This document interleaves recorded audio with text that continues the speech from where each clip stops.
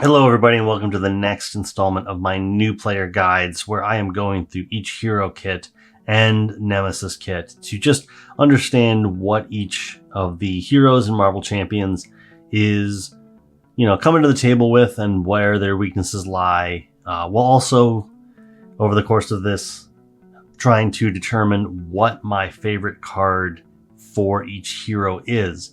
And in this installment we will be looking at Nathan Summers, aka Cable, and I'll say right up front, he's kind of a straightforward character on both sides. There's nuance to him, but I think that what he does is probably very appealing to players who are, well, I guess this is why he was one of the heroes inside of the box, but he's pretty straightforward. I think that there is, like I said, nuance to what he does, and there's more than kind of what's on the surface, but I think he's pretty easy to understand. So Nathan Summers, aka Cable, aka Madeline Pryor and Scott Summers' son, who was sent to the future because he got infected with the techno-organic virus, and then he was raised by several people, but in one miniseries, was actually Scott Summers and Jean Grey's minds were sent forward in time, which we may or may not be seeing in the second season of X-Men 97. Who knows? That's not really what this game's about. So Nathan Summers is a for recovery mutant soldier alter ego with the text, "You may include player side schemes from any aspect in your deck," and then his Soldier X setup ability, "Search your deck and discard pile for a player side scheme and put it into play, then shuffle your deck." So right off the bat, Nathan introduced player side schemes. I guess the Next Evolution box introduced player side schemes, and he was the big kind of signpost hero to build around. And while we have gotten more player side schemes in the intervening time, I would say that the ones that came with him in that box are pretty much staples for the most part. I think that the aggression ones have done a lot by adding the assault keyword, allowing you to thwart things with your attack. But overall, I think he really came with some of the best player side schemes. Oh, and then I suppose the other thing about this ability, so on his setup ability, I have learned the hard way that what you want to do is pretty much mulligan away any side scheme that you happen to draw in your opening hand, because you can just recover it anyway, and it's better to see more cards in your hand than to get caught up in, well, I'll go get this player side scheme out of my deck, but then I'll play this other one out of my hand after I get it. And we're going to get to the side scheme that you're probably most likely going to get, especially your first time through. But I do think that that is where some of the nuance comes, because what you go to get can be very situational, and Cable is good for just setting up a scenario to go in your favor during the early turns. So then we've actually got the Cable card, a 2 thwart, 2 attack, 2 defense hero, soldier, X-Force traded. Response: after Cable defeats a side scheme, ready him. Limit once per phase. So he brings side schemes into play to give you something to look at, and he also benefits from defeating side schemes. And that's really something that over the course of the Next Evolution wave, we really got to see as kind of the defining trait of X-Forces. They definitely play with side schemes. They want to thwart them and might take no consequential damage when they do. They love to see side schemes that just get defeated, a la what Cable does. And overall, I think he's just kind of like a good generic, kind of like Captain America. He's pretty simple to understand. There is nuance, but overall, there's power there that just is kind of not necessarily. It's untapped power that's there that you'll figure it out. Before we get to all the reviews, let's just take a second to remember that if you enjoy card analysis, you should go listen to The Winning Hand. If you enjoy listening to content about the Nemesis kits, Critical Encounters is the place for you. And if you want to just get gameplay, watch Solo Marvel Champion and Ray Plays Games. And additionally, gotta love Get Up in Game as just a really interesting resource. He did a lot of great content. At present, he has not posted in a while, but I have faith that he may come back. And even if he's just covering everything from the Next Evolution back, he had a lot of really good content, so you should go watch that. So first up, I think we need to talk about Technovirus Purge, his signature side scheme. Has victory 0, meaning that when you defeat it, it will go to the victory display and you'll get 0 points, which is fine. Characters other than Cable cannot remove threat from Technovirus Purge, basically meaning that only his thwart events and only he can thwart the main scheme to remove threat from it. Obviously, there's other ways, but overall, this is kind of a pseudo-obligation that Cable himself needs to overcome. While Technovirus Purge is in the victory display, Nathan, Summers, and Cable gain the psionic trait, and Cable gets +1 thwart, +1 attack, and +1 defense. And this starts with 5 threat on it, and always has 5 threat on it, you know, other than shenanigans. So I like this. This is one of the first things I go for. There's going to be a video out on Monday where I have a little bit of a humbling moment where I own up to the fact that I overlooked this is where he gains the psionic trait. Very thematic, makes sense. I just kind of played several games where I did not put that together. I just assumed Cable himself had the psionic trait, which is not true. This is where he gets it from. I think, like I said, as a pseudo-obligation, as a signature card, I think this is very thematic, very cool. It goes in theme with Cable. He's constantly fighting this back, and as we'll see, that this, once it goes to the victory display, it might not stay there. Then we've got 2 copies of Telekinetic Blast. A 3-cost event, attack psionic superpower. With the hero action, deal 6 damage to an enemy, deal 1 additional damage to that enemy for each side scheme in the victory display. So, I'll say right off the bat, this generally doesn't get played by me until there's already at least 1 side scheme in the victory display, mainly because Cable goes and gets a side scheme, so he sets himself up pretty well.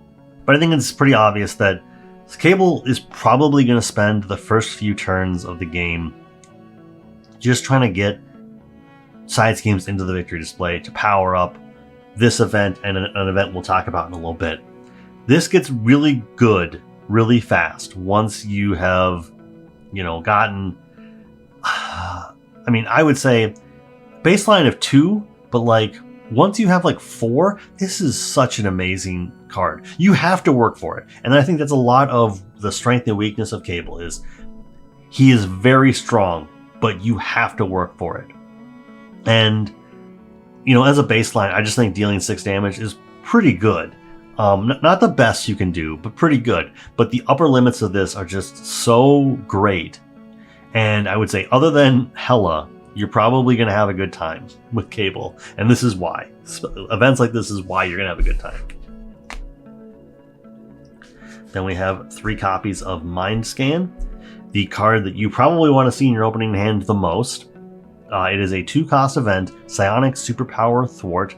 Hero action, remove 3 threat from a scheme, remove 1 additional threat from a scheme for each side scheme already in the victory display. So, conveniently, Technovirus Purge is 5, Cable thwarts for 2, Mind Scan hits for 3. So, on the first turn, you can Mind Scan to get this away, and suddenly, Cable is a 3/3/3 hero. And from there, Mind Scan only gets better. I will say, this is one of the few thwart cards where I feel really bad when I'm thwarting something for, let's say 3, but Mind Scan thwarts for 5. This is one of the rare cards where I actually get a little bit of guilt pain when I'm overcompensating for something. But at the same time, 2 to get 3 is already a pretty good thing. A lot of other thwart cards at this cost, you know, I mean, I think the baseline is For Justice, which, For Justice, I think does 2 for 4. This hits that pretty quick, but overall, for the most part, I feel like generally 2 gets 2 or 3 thwart, depending on, you know, contextually. This is one of my favorite cards in the thing, mainly because it is such a great card to go for. I'm happy that there's 3 of it. It makes it easier to hit on the first turn, and this is something that you probably want on the first turn, because whichever player side scheme you do pick, this will probably help you clear it immediately. And ready up Cable. Then we move into a series of one-ofs. So we've got Telekinetic Force Field, a 2-cost upgrade, Psionic Superpower, hero form only. When a friendly character would take any amount of damage, discard Telekinetic Force Field, prevent all that damage. So this reminds me of Scarlet Witch has got a card like this, and so does Phoenix. Only having one is a little rough because you then have to be very picky. Obviously, if you're getting hit for 5 or more, you're probably gonna use this. I mean, at the same time, if you're gonna die, you're gonna do this for 2 if you have to. But I don't think very favorably of this, only because you pretty much are gonna use it once, maybe twice if the game goes long. So if you're gonna use it, you gotta pick just the right time. Next up, we've got Bodyslide, which is a card that I was really happy to see existed, because in the Cable and Deadpool comics, at some point they do Bodyslide by 2, which results in Cable and Deadpool both body sliding to wherever Cable can teleport with his future tech. But this is a 0-cost event. Action, change form. Each other player may change to the form you are in. I think this is really cool. It can really help to either get your teammates into the position they need to be in, or a position that like they would rather start out in alter ego form so that they can recover and then switch to hero form, or they want to be in hero form so they can attack but then switch back down to alter ego. Like, this is a nuanced card. Not every player needs to change to the form you're in, but I think somewhere in the rules, and I don't know this for sure, so don't just take this for rote because I'm just doing this off the top of my head, but I wouldn't be surprised if a character like Archangel could go from Archangel to Angel with Bodyslide. So Cable he's Nathan, he body slides into Cable. I'm pretty sure that a hero can go to a hero form as long as you're changing into a form that matches the form you're in. Overall, not the best card in the set, or not the best card in the pack, but it's definitely a card that I think highly of. Then we've got Temporal Leap, a 2-cost upgrade tactic traded. Hero Interrupt. When the main scheme would be completed, remove this card from the game and put a side scheme from the victory display into play. Remove 4 threat from the main scheme and place it on that scheme. This is a really cool card. It can basically prevent you from threatening out. I don't get a heavy amount of use out of this, only because generally, once Cable gets going, he's going to be able to handle the main scheme pretty well. He doesn't really have a way to get around patrol, so that can be an Achilles heel, but for the most part, this is a good backup. It's like, it ain't over. It's a good backup, but it's not necessarily the first card I think of when I think of Cable. It's cool. You want to have a card in the main scheme, or you want to have a side scheme in the victory display already, so to basically move it back out and put 4 threat on it, it sucks when you do that and your only option is Technovirus Purge, and suddenly you have to thwart down 9 just to get back to your 3/3/3 stats. But overall, cool card. Maybe not my favorite, but definitely, I guess this is a good support card. We've got Graymalkin, a 2-cost support location traded. Response: after a side scheme is defeated, ready Graymalkin. There is no upper limit to that. Resource: exhaust Graymalkin, generate a energy resource. So this is nice in combination with 2 cards, the Plasma Rifle and Askani'Son, because you can activate, well, you can probably in an entire cycle activate both of these, because one of them is going to be on your turn and one of them is going to be in response. But overall, I like this card. I like this card as his resource generator because it's thematic, and overall, I like the fact that it readies an infinite amount of times. As many times as you can get rid of a side scheme, not even you, as many times as a side scheme can be defeated, this can benefit from it. And because you are the lord of player side schemes, this is going to be helpful.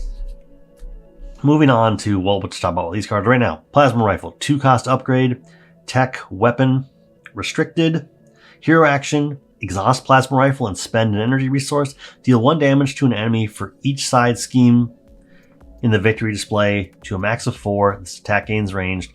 This is nice to have just when you have bumped off the first side scheme and now you can just take out tough status counters whenever you need to.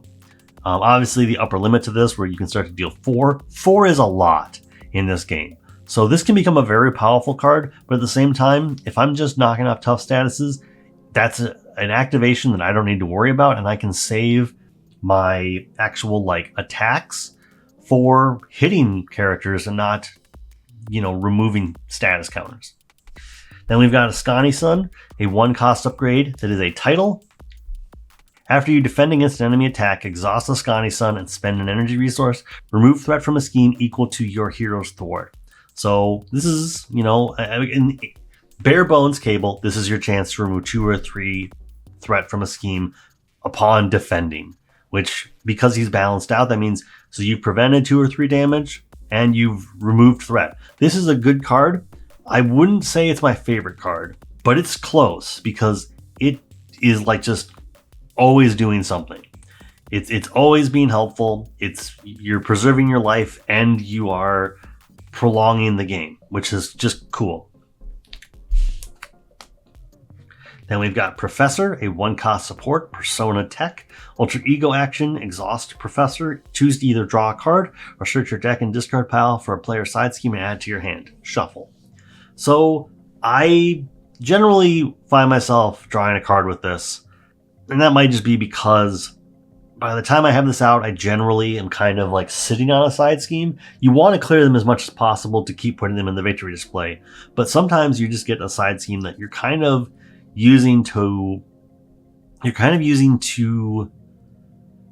be a last-ditch effort. Like there's the aggression side scheme that removes threat. There's the justice side scheme that deals damage per player. And sometimes you just leave those as like, okay, we're going to get Claw down to the second stage. Maybe we'll thwart the Immortal Claw. But overall, like once we have the chance, we're going to just take off the last threat on this player side scheme to deal 5 damage. Or just in case the main scheme gets out of control, we're just going to leave 1 threat on this one. And then when we thwart it away, we can take 5 threat off the main scheme. All that to say, Professor does not get nearly as much play from me in the searching out side schemes as I'd like, but that option's always there. And if nothing else, you're drawing a card, which is still great. Got Precognition, a 0-cost event, psionic superpower. Look at the top X cards of the encounter deck, where X is the number of side schemes in the victory display. That does not limit itself to player side schemes, which is important. You may discard one of those cards, put the rest back in any order. This is a cool card. I often use this to just look at the top card and push it away if I don't need it, because quite honestly, I don't know if it's just bad luck. I just tend to get Precognition when I have 1 or 2 side schemes in the main in the victory display. And so this often is just a mental resource, unfortunately. Last card, Forced Amnesia. Cable just taking out Black Tom Cassidy, Black Tom Cassidy can just, go to a bottomless pit for all I care. 1-cost upgrade, psionic superpower. Hero response, after a non-permanent side scheme is defeated, add Forced Amnesia and that side scheme to the victory display. So this is a nice way to just get rid of a side scheme that bothers you, that you don't want to see again. I don't get a lot of use out of it. I wish I got more. I frequently find that I just don't have this when there's a side scheme that's not going to go to the victory display, just sort of like sitting out. I wish that happened more, and it just doesn't. So overall, I think we're going to have a little bit of a historical moment here, because I would say these two are my favorite card in Cable's kit. I love the amount of damage Telekinetic Blast can deal. I love Mind Scan. They are not super powerful cards, but they are exactly what appeals to me the most when it comes to playing Cable. Moving on to the Obligation and Nemesis kit. So Obligation is Technovirus Resurgence. Give to the Nathan Summers player. When revealed, search your deck, discard pile, hand, and victory display for Technovirus Purge and put it into play. Attach this card to Technovirus Purge. If you cannot discard this card, deal yourself 1 face down encounter card, and you get an extra, and it has a acceleration icon on it. So very thematic. Like I said, Technovirus Purge is not going to stay in the victory display forever. Technovirus Resurgence has anything to say about it. I like that this is easy to shake off, but I like that overall this just adds to the character of Cable.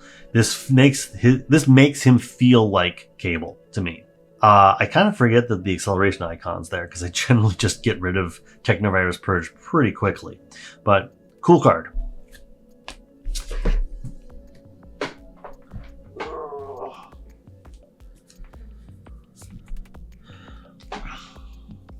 Alrighty. And then we've got Stryfe. A 2 scheme, 2 attack, 5 health minion. Mutant Liberation Front, Psionic traded. Ooh, not elite. That is important to remember. Villainous, Forced Interrupt. When a player plays a Psionic event, cancel the effects of that event and deal 1 damage to Stryfe. So, like I said, not elite. So, what's her name? Karma can mind control him. That's kind of cool. I like this card.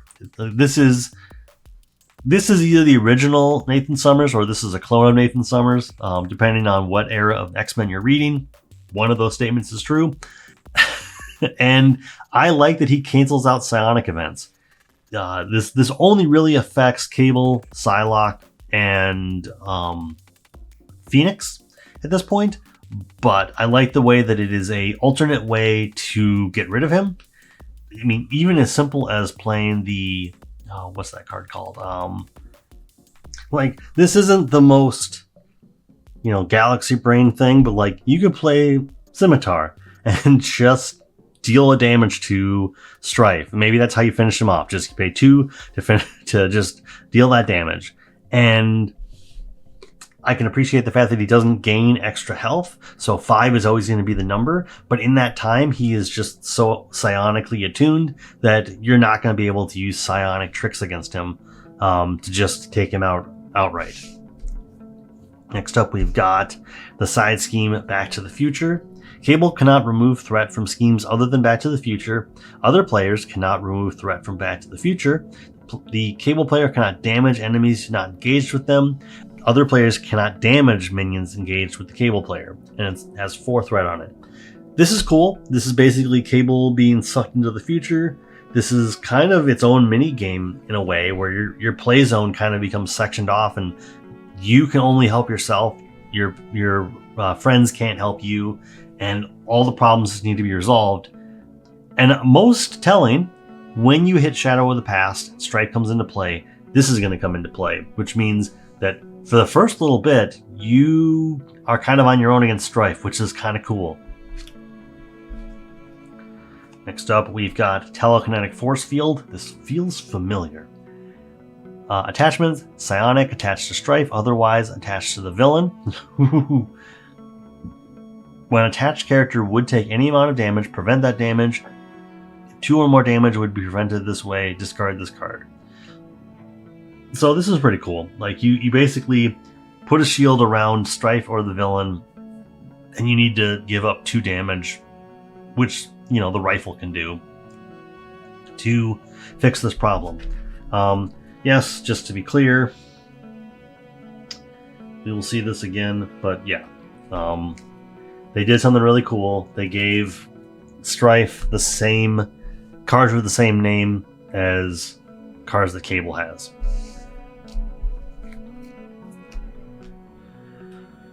We see that again in Mind Scan and in Telekinetic Blast. So Mind Scan is a Treachery Psionic. Place 2 threat on the main scheme, place an additional threat on the main scheme for each side scheme in the victory display. Very clever. And then Telekinetic Blast. Deal 2 damage, or take 2 damage, take an additional damage for each side scheme in the victory display. So everything, and then they have boost abilities. You're stunned, you're confused. Basically, everything that Cable has done so far, Stryfe will undo. I think this is an amazing Nemesis pack. I think this is really cool. I like the fact that the names overlap, and that, like I said, everything that Cable has done, Stryfe is going to undo. It is really fun. So overall, I would say that... Where's the card? Okay. Overall, I would say that Cable is not my favorite hero, and I enjoy him in Justice and Protection. I would say I enjoy him in Justice and Leadership, then Protection, then Aggression. I think Cable is a really fun hero. I think he's a hero that you want to give to a new player because I think that he's very easy to understand. And so that translates to fun gameplay for somebody who's just learning the game or just kind of new to the game. The fact that he can become a 3/3/3 that is balanced, where that's not always going to be true, is cool. The fact that he readies when you do an action, when you complete a little like side mission, he readies back up. I think he is built to be really cool. It's a little unfortunate that really all he does on this side is recover, but not every hero can be an all-rounder. And I think Cable is about as close to being an all-rounder as you can get without being overly complex. But next time we'll be talking about Domino. I'm really excited for that. That one could be long, so I will definitely drink some water, so I'm ready. But what do you think of Cable? Is he a powerful hero? Is he not a powerful hero? Do you enjoy playing him? Did you kind of skip that box? Whatever. But until next time, I will see you then, and have a great day.